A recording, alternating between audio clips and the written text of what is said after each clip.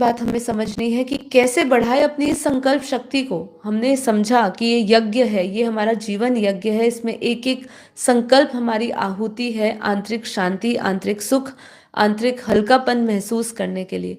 लेकिन इसको बढ़ाए कैसे? मन और विचारों को शुद्ध करना होगा। इसके लिए हमें सच्चा सच्चा सानिध्य लेना होगा, हमें योग सीखना होगा, हमें ज्ञान सीखना होगा, नकारात्मकता से बचना होगा। आपको जो संकल्पों को कमजोर करे उससे दूर रहिए। कल मेरे पास कल का जैसे आपने टाइटल्स पढ़ा होगा, कल की वीडियो अगर नहीं देखी तो देखिएगा, जिसके अंदर हमने निंदा की बात करी थी, निंदा और चुगली की बात करी थी। और उसमें एक आत्मा का कल का एपिसोड देखने के बाद मैसेज आया कि आपने कहा कि यदि आप उस वायुमंडल में हैं और उस वायुमंडल से जितना हो सके दूर चले जाइए। उनका प्रश्न ये था कि अगर ये परिस्थिति घर में ही हो, घर में सामने जो बहुत नज़दीक के है, हो सकता है वो माता पिता हो सकते हैं, पुत्र हो सकता है, पति हो सकती है, पत्नी हो सकती है, कोई भी हो सकता है। मैं इस समय ओवरऑल कह रही हूँ, उनका उदाहरण लेते हुए एक जनरल टर्म में बात करना चाहती हूँ।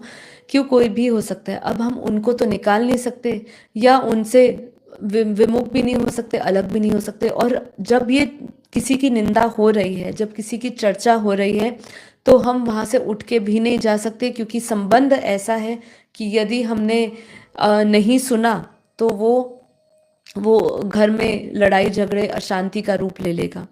तो देखिए, अगर हमारा ऐसा समस्या बनी हुई है, ये समस्या बहुत मुश्किल वाली है, इसलिए क्योंकि कुछ हम कर भी नहीं सकते हैं।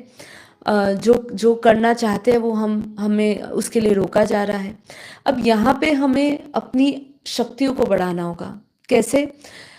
आपको अपनी शक्तियों को ऐसे बढ़ाना होगा। उन्होंने, उस आत्मा ने ये भी कहा कि मैं जब भी सुनती हूँ तो मैं उसको अपने मन पे या अपनी आत्मा तक उसको पहुँचने नहीं देती, बाहरी आवरण तक रहने देती हूँ, क्योंकि वो वहाँ से जा नहीं सकती। ऐसे कई लोगों की यही हालत होगी। आपको अपनी शक्तियाँ बढ़ानी होगी। आपको उस समय चाहे जितना मर्जी आपके ऊपर नेगेटिव फोर्स आ रहा हो, आप उस जगह से सामने नहीं हट सकते हैं। तो आपको केवल अपने अंदर परम शांति, परम शांति, परम शांति का निरंतर संकल्प करते रहिए, भीतर बोलते रहिए, जिससे चाहते हुए भी वो माया का प्रभाव, वो निंदा, वो जिसका प्रभाव आपके ऊपर पड़ सकता है, वो उसको रोक दे।